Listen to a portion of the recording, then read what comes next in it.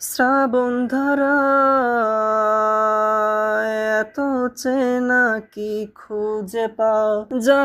আমার মাঝে নেই এক বিন্দু পরিমাণ মার সরল রেখার চিন্তাধারায় আড়াআড়ি করে দাও কাটো কেন নাকি কাঁদিয়ে আমাকে সেই চোখের জলে ভেজো তৃষ্ণার তোর হৃদয়ে শুধু আমি মরীচিকার মতো